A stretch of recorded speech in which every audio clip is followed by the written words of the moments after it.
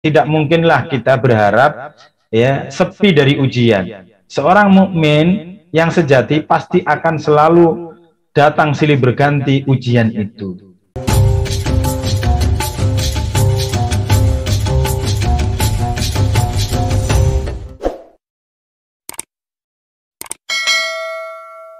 Assalamualaikum warahmatullahi wabarakatuh. Alhamdulillahirabbil alamin.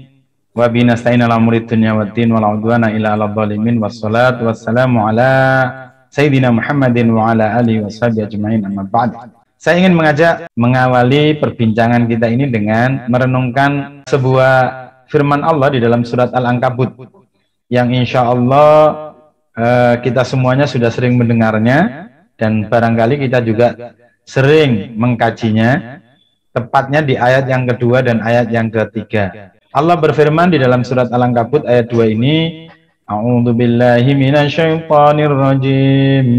Bismillahirrahmanirrahim. Ahasiban nasu an yutraku an yaqulu amanna wa hum la yuftanun. Allah mengingatkan kepada kita di ayat ini, ahasiban nas, apakah manusia itu mengira ayyutraku, bahwa mereka akan dibiarkan, ya, dibiarkan begitu saja, ya. Ayyakula amanna, hanya dengan berkata kami telah beriman, terus kemudian dibiarkan begitu saja. Wahum la yuftanun, dan mereka tidak diuji. Nah, ini pertanyaan. Jadi Allah mengingatkan kepada kita dengan sebuah ungkapan tanya, apakah manusia itu mengira bahwa mereka akan dibiarkan, ditinggalkan begitu saja setelah mereka mengatakan beriman dan mereka tidak diuji? Pertanyaan ini jawabannya ya mestinya tidak, gitu. Ya, tidak dibiarkan begitu saja, ya, dan tidak tanpa diuji. Ya. Nah, itu bisa kita dapati di dalam ayat berikutnya yang Allah berfirman, وَلَقَدْ فَتَنَّا الَّذِينَ مِنْ قَبْلِهِمْ فَلَيَعْلَمَنَّ اللَّهُ الَّذِينَ صَدَقُوا وَلَيَعْلَمَنَّ الْكَاذِبِينَ. Dan sungguh kami benar-benar telah menguji orang-orang sebelum mereka. Maka kemudian Allah pasti mengetahui siapa-siapa orang-orang yang benar dalam keimanannya, dan pasti Allah mengetahui siapa-siapa orang yang al-kadzibin, yang berdusta. Jadi dari dua ayat ini kita patut menyadari bahwa sesungguhnya, ya, ujian hidup itu keniscayaan. Ujian hidup itu adalah keniscayaan. Selama orang itu hidup, maka pasti dia diuji. Dan apalagi kita ini orang yang beriman. Ya. Selama kita ini seorang mukmin dan masih hidup, maka pastilah kita diuji. Allah sendiri mengatakan, ya, apakah kita ini merasa dibiarkan begitu saja tanpa diuji dengan keimanan kita? Sementara orang-orang sebelum kita dipastikan oleh Allah telah diuji oleh Allah Subhanahu wa taala sampai nampak jelas siapa yang benar keimanannya, siapa yang jujur dengan keimanannya, dan siapa-siapa yang berdusta.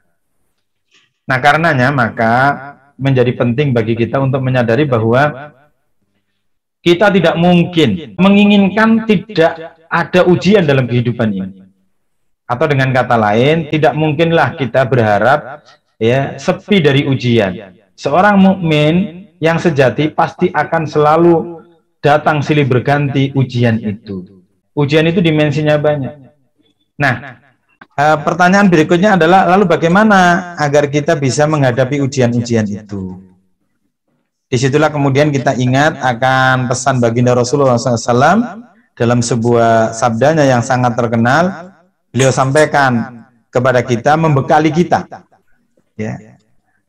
Dalam sabda beliau menyampaikan, ajabal li amril mu'minin.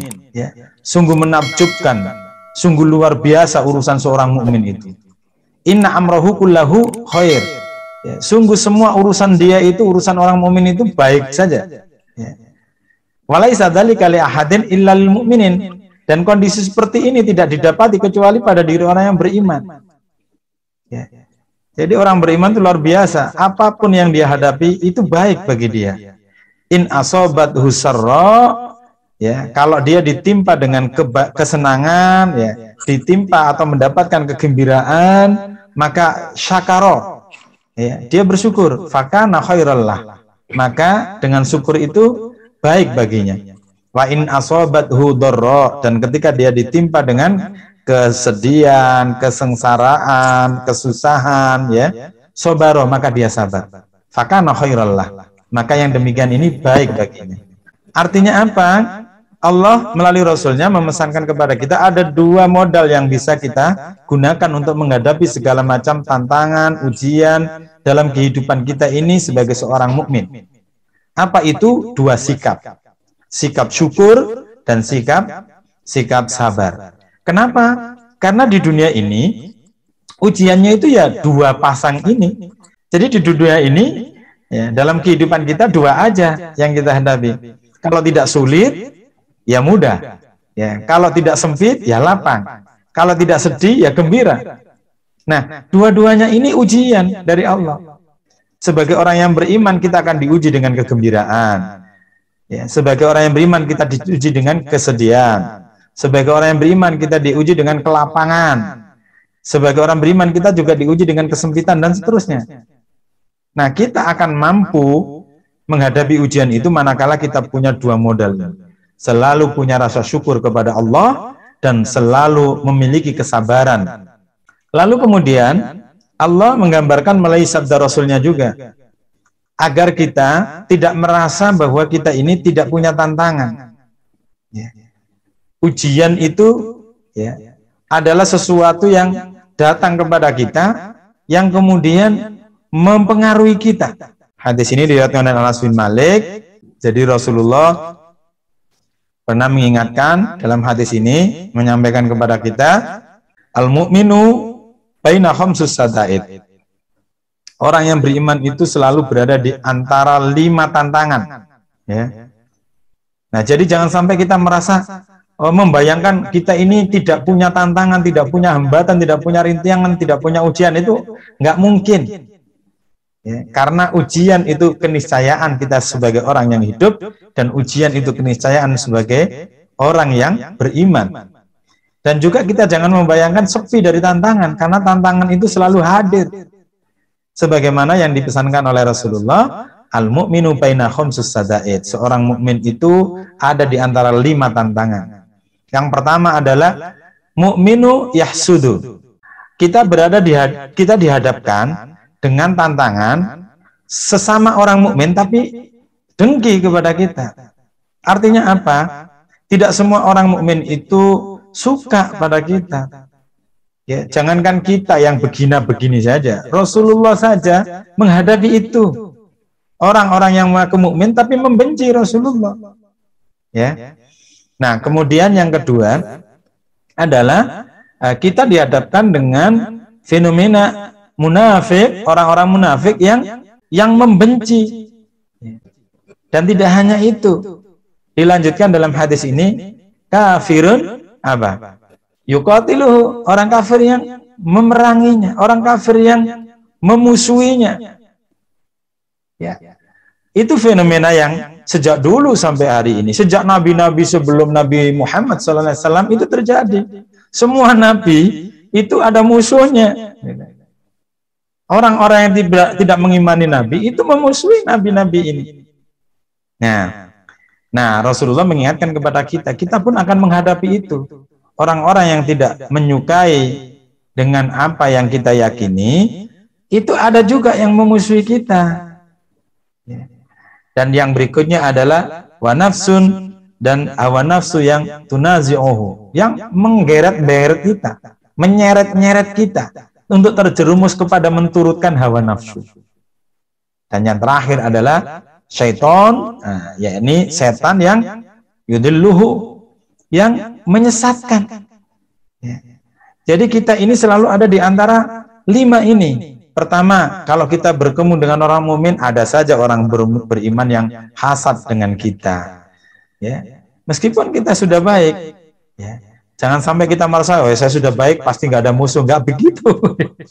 Nah, yang berikutnya adalah juga orang munafik, yang membenci, orang yang kufur, orang kafir yang memusuhi, dan kemudian hawa nafsu kita sendiri yang menyeret-nyeret kita terjerumus dalam menturutkan hawa nafsu. Kemudian yang terakhir adalah setan. Setan itu mendatangi kita dari arah depan, arah belakang, samping kanan, samping kiri. Mereka tidak pernah pensiun.